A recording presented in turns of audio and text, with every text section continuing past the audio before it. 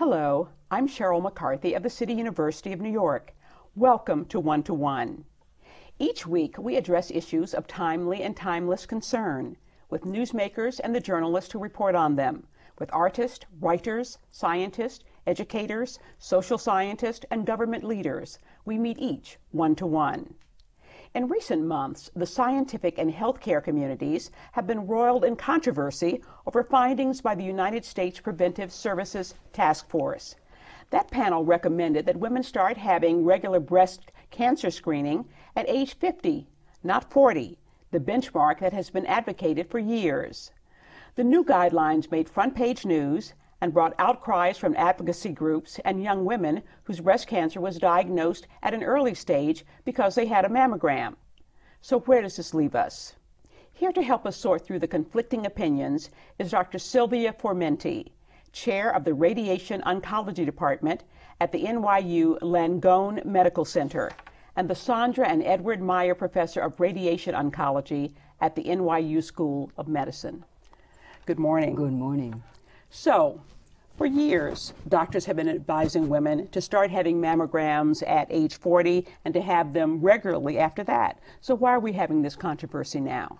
Well, I think the evidence has matured over the past 10 years that what we expected to result from the screening, so the widespread screening through mammography, particularly in the subset of women younger than 50, did not deliver the advantage we wanted in terms of preventing mortality of breast cancer. Now, this is a very important point because the recommendations do not talk about the number of preserved breasts, the number of earlier diagnosed versus slightly later diagnosed breast cancers. They just talk about mortality. So whether just to save lives. Yes, that's right. So if we all have to die of something, of course.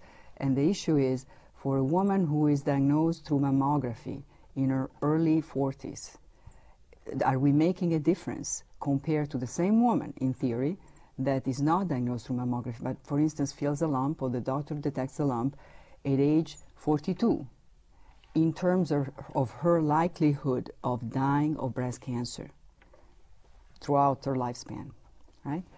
And the evidence has matured over many years, so it's not news, but certainly over the past 10 years is becoming pretty compelling that this is not the case. Mm-hmm. It did not make a difference. It does not make a difference. Right. Or it makes it such a minimal, tiny, tiny difference that one needs to really carefully assess.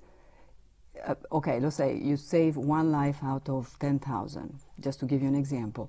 What are we doing to the other 9,999 to save their life? And the concern is that, in fact, we're putting through procedures and possibly side effects of procedures a very large proportion of women because, by screening more, you're going to detect more. And what we have learned about breast cancer is that not all breast cancer are born equal. And, unfortunately, as physicians, medical community, we're not capable to really distinguish the ones that have no relevance in terms of we should have left them alone and maybe they would have regressed by themselves or progressed so slowly that, anticipating the diagnosis even 10 years makes no difference, versus the ones that really have an impact. So there are some breast cancers that are not really a threat to you? There are, many of them, in fact, a very sizable proportion, particularly within the group of breast cancer diagnosed through mammography. Because mammography, for instance, picks up a lot of this disease called ductal carcinoma in situ, which is a disease with a very inconvenient name, because by adding the name carcinoma, it has confused for many years doctors and the public and patients and policymakers, because it is not a cancer yet. It is not capable to spread. Mm-hmm. Yet, by giving that name, it has triggered... Sounds really scary. It's very scary, enormous amount of anxiety. And what compounds the anxiety is that it's treated like invasive cancer. So, women get the same kind of surgery as they would receive for a small lesion in the breast, a small nodule in the breast, an earlier invasive breast cancer. They get radiation quite often, and more and more they're also getting tamoxifen or a kind of a drug, an anti-hormonal treatment. When they didn't really need it. Well, we don't know whether they need it or not. I think what DCIS is telling us is that the breast tissue in that woman that actually got detected by mammography as abnormal microcalcification, for instance, the breast tissue is switched on with a potential to develop a breast cancer. Okay. So it's more of a risk factor for an invasive future breast cancer than anything else.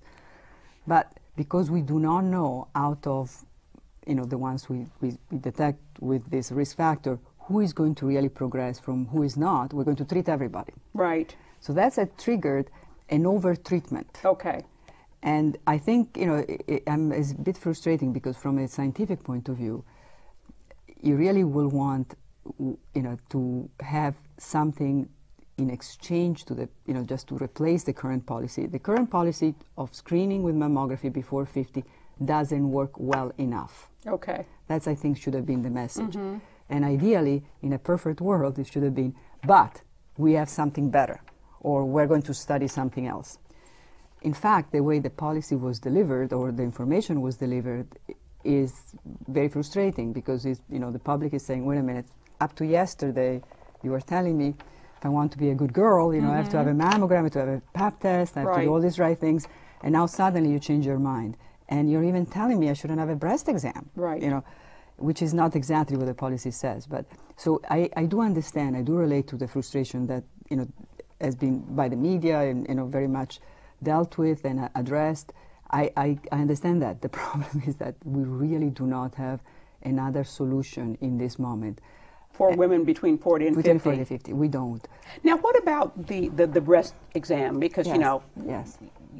Everybody's been told to do that, and now... Yeah. Well, in the policy, please notice that the same people or the same group that formulated the last policy said pretty much the opposite 8 years before, 10 years before. So they is the same team.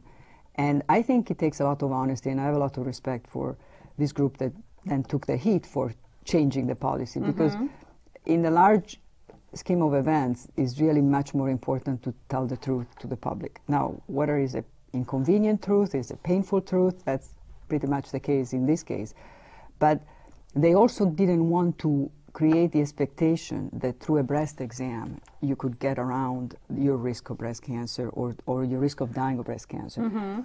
So they, in the same document, they're really saying there is really no evidence that for women between 40 and 50 doing the breast exams helps either. So go ahead and do it. I mean, it's important the way you examine the rest of your body. You look at whether you have moles that change and so on.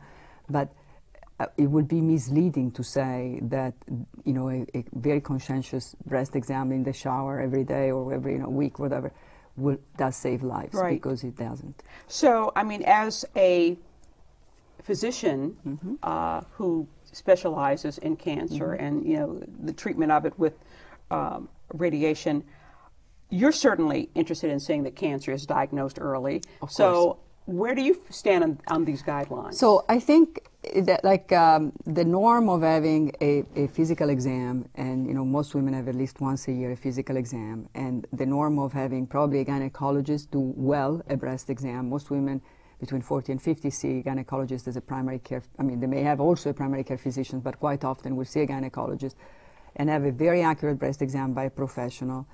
And nowhere it says you shouldn't have a mammogram if you, by the way, this is really focused for women without high risk factors. High risk, right. So, but for the woman who doesn't have a family history and, never had any kind of biopsies in the breast or concerns before, I think, having a well-done assessment by a physician, in my opinion, is sufficient. Now, having said that, I am sorry that we do not have a larger nationally open study. It could be even a registration study where we really study more prospectively women that get at least a baseline screening at 40. So one way could be just do a mammogram at 40 and then maybe we repeat at 45 and then we repeat at 50 and we follow you and see, because you see all these retrospective studies can somehow report data. You need to follow 20, 30 years and so on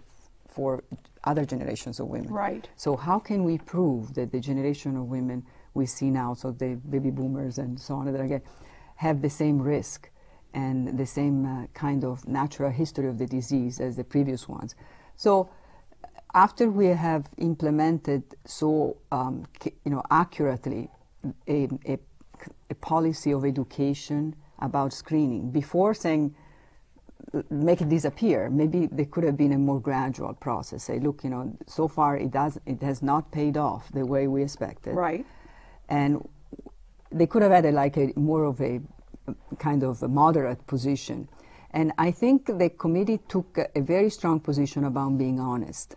And in the long run, I believe while it created a lot of panic and anxiety in women, it really may have succeeded at educating the public about being their own advocates and looking at the data and being somehow available to accept the truth. Mm-hmm.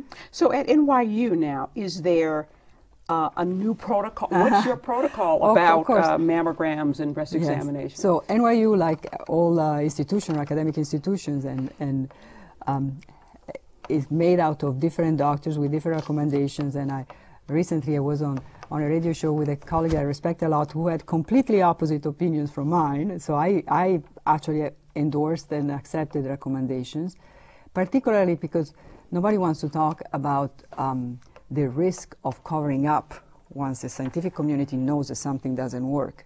Is really bad not to communicate to the public, even if it can be very embarrassing. So, I think it's very important to endorse the truth no matter what. And I believe as taxpayers, we should all demand more research work done to understand the complicated natural history of breast cancer in younger women. It's now all focused on 40 to 50, but what about the 25 years old that get breast cancer, the 35 years old that get breast cancer and has no risk factors in her family? Yeah. They are much less frequent than older women are, but they exist. And I think these women that have had the diagnosis are particularly upset, and they're right to be upset, because I don't think there is enough resources to really understand the disease in younger women. One thing we know is that mammography doesn't work too well, and it's, we've known that for many, many years, because the breast structure is different, and just the x-rays do not see as well in a premenopausal, in younger women. Just there is much more glandular and fibrous tissue, so it's more difficult to see a density like a tumor will look like.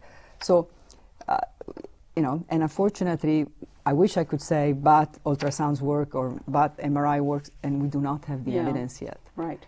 So we are in limbo. We're suspended. Okay. Unfortunately. Very interesting. Dr. Silvia Formenti and I will be back after this short break.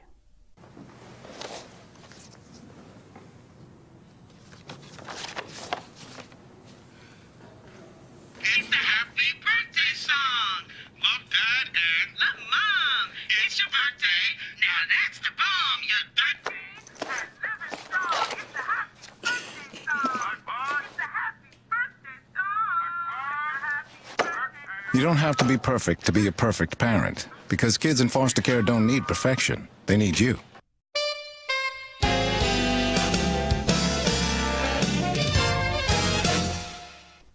Welcome back to One to One. I'm Sheryl McCarthy of the City University of New York, and I'm talking with Dr. Silvia Formenti, Chair of the Department of Radiation Oncology at the NYU Langone Medical Center. I understand that you and your colleagues, and we're talking about the treatment of diagnosed breast cancer now, that you and your colleagues have been testing out a Canadian model of giving 3 weeks of radiation therapy for breast cancer versus 6 weeks, which is the normal. Tell me about that. And in that 3 weeks, do they receive the same amount of radiation as they would have gotten in 6 weeks? Yes. So we tried to build on a large experience of a study conducted in Canada, where investigators asked the question of whether you could make it more cost-effective to accelerate the radiation, so to give the course of radiation over 3 weeks instead of 6 weeks, is not only to save money to the healthcare system, but make it much more convenient for the patients. And they actually, in that study, compare 5 weeks to 3 weeks to 16 treatments, exactly, so 3 weeks and 1 day. And they showed with pretty reliable follow-up, a very well-designed study, and that everybody acknowledged and was presented nationally, internationally, that they were equivalent. So there are solutions to, and of course, the public and the potential patients and the existing patients are much happier if you could, somehow contract the course of radiation, make it shorter, and have the same results. So we used that experience, and we built a bit on top of it, because after somehow the presentation of these results from the Canadian study, and 2 other studies came out showing that there is also an advantage to give a little bit more dose at the tumor bed. So where not only to treat the entire breast, but to give a little bit more dose is called the boost at the tumor bed. So it turns out that, particularly in this country, we have a lot of developed and mature technology that enables, through a mechanism called intensity modulated radiotherapy, to treat the entire breast to a certain dose while giving every day a little bit more to where the tumor used to be. Right. So we did that. But also we did something very different from the Canadian study.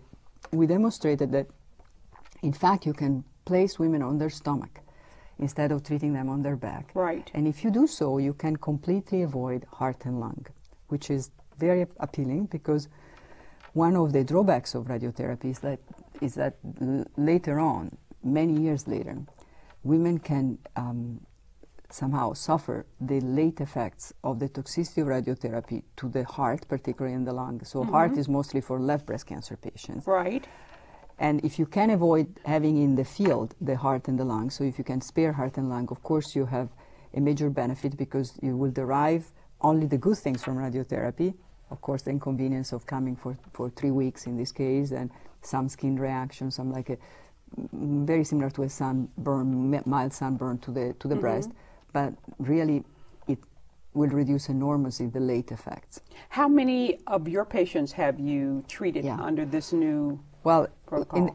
In the protocol specifically, we treated as many as the study requires. So originally it was 100 patients, and then we did another 400 and so on. But in the prone position, which is on your stomach, avoiding heart and lung, I would say when the target is really the breast and the original tumor bed, the overwhelming majority of patients are treated like this, and NYU would say 98%. Oh, really? 95%, yes. Okay. And are there any results, from this position? Right. Yes, because biologically it's the same target, so you still treat the breast tissue.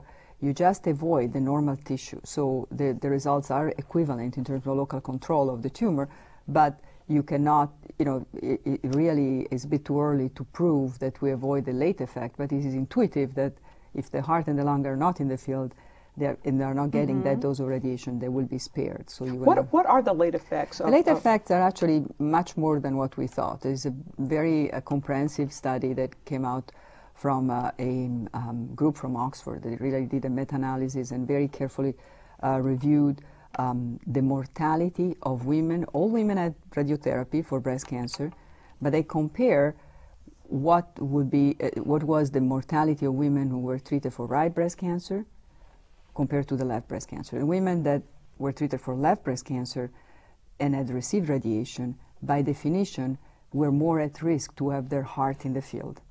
And in fact, their cardiovascular risk of dying of cardiovascular death went up remarkably, 6 more times. So that was the most obvious proof that if you include, we knew already, of course, the heart and particularly the coronary that are close to the chest wall, if they are irradiated, will have late effects, including consequences to the perfusion of the heart. So will increase the risk of dying of heart disease. So if you can avoid that, and unfortunately it's tricky because this risk stays for life and comes up 20, 30, 40 years later. Right. So if you can avoid that, it's a huge gain. And we're not alone doing it. Many centers are working very hard to avoid the heart. My sense is that in most cases where breast cancer is diagnosed, that after the surgery, the usual treatment is to combine radiation and chemotherapy. Yes. Is that correct? Yes. Now, you talked about some of the long-term effects of radiation. One of the short-term effects is fatigue. Yes, it is. It is. And it's complicated because it's not in every woman. Okay. So, and it's hard to predict. In some women, it's very strong, it's impairing in a way that is really hard to go to work. I would say in a minority. The majority of women notice the difference. Right. And I would say, but they continue and cope and so on. Usually they're a little bit more tired in the weekend. And then there is a subset of patients that really doesn't notice at all. Yeah. And Well, I know because I had a benign, Yes. fortunately, tumor in the ear, and the doctor treated it. I had 6 weeks of radiation, Yes. and I was fine until about week 5, and then which you're point I was completely just worn out, zonked. completely worn out. And I yes. wasn't expecting that. I hadn't been Right. prepared for that. It was Right. just Right, and imagining the kind of field they will give you for that type of lesion, which is, you're right, as a completely benign course, is a very small field. So despite the fact it was tiny, you still felt so tired. Well, I have to say, my impression is that with the 3 weeks compared to the 6 weeks, women are a little bit less tired. okay. So that's another advantage. We're trying to understand what really is the reason for that fatigue and why it happens in some people and not in others. Right. So do you think that more and more people in this country, I mean, obviously we're very cost conscious. Obviously insurance companies are concerned that we'll be moving more to the 3-week model than away from the 6 weeks? Yeah, I think it's going to be hard to defend, protracting treatment. That, if you can deliver the same treatment with a shorter regimen, having the same results, and saving not only the money in terms of using the plants, the radiation machines and so on, and doing less procedures, but really the money in terms of time lost for babysitting versus Right. parking, all the consequences of being in treatment. So it's absolutely going to be the trend. Most of us have heard about the short-term side effects of chemotherapy, nausea, Right. hair loss, fatigue. Are there also long-term effects of chemotherapy? There are certainly long-term effects of chemotherapy. One very commonly described is the risk of second malignancies. It exists for both radiation and chemotherapy. Really? So yeah, and is somehow associated with certain chemotherapy agents and not with all the chemotherapy agents.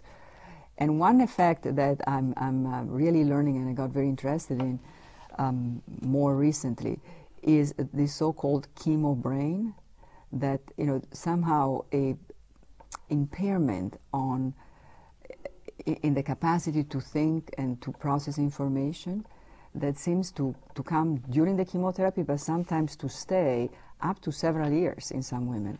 And then, somehow the brain recovers and you go back to your function and your capacity. But my perception is that it's not discussed enough with patients. Particularly, it seems to be associated also with anti-hormonal therapy. Right. In breast cancer, and I don't think it's discussed enough, it's not described enough. And I believe as a patient you really want to be prepared, because it's pretty depressing if you are caught without knowing that there could be a side effect of the treatment.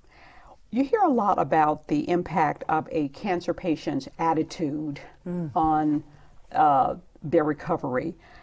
Is there any evidence that you know of that having a positive attitude or being a fighter, yes. plays a part in recovery? There have been several studies showing that a positive attitude, an optimistic outcome kind of position, just thinking, I'll get over it, I'll fight it, I'll win, and so on, seems to be associated with better outcome.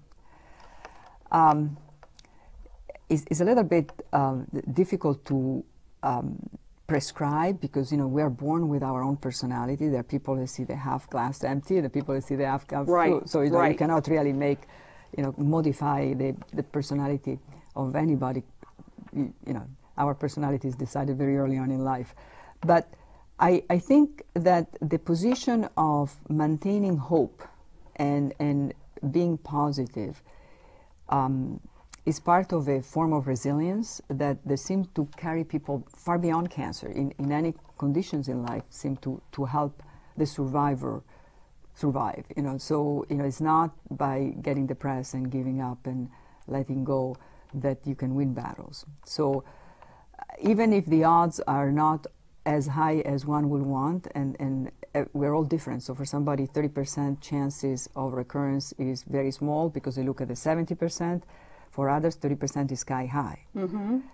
whatever the perception is of the number, which is, as I said, very subjective, focusing on the positives and making the 70% really become 100% is crucial. It seems to be really associated with better outcome. The evidence for that comes, they've been neuropsychological studies that suggest that people that stay in touch with those odds, even if there are few odds, do better. And also, I think one important evidence is that a form of psychosocial support, so going through the fight with, the love of your family or your friends and so on, so having psychosocial support and even talking to other survivors seems to be associated with better outcome. There's a very famous study from Stanford in at least 25 years or 30 years ago showing that women with metastatic breast cancer who participated in support groups among survivors had better survival than the same, women with the same kind of diagnosis and level, extent of disease, who will have other supports, but will not have the survivorship connection. Interesting. So, yeah. Interesting. Well, it's fascinating. It's complicated. It is. And it's always changing, and we're going to continue to learn more and more about it. Yes. I want to thank Dr. Silvia Formenti, Thank you. the chair of the Department of Radiation Oncology at the NYU Medical Center, for joining me today. If you're interested in getting the latest news and programs at the NYU Medical Center or the Cancer Center, log on to www.med.nyu.edu. For the City University of New York and 1-to-1, I'm Sheryl McCarthy.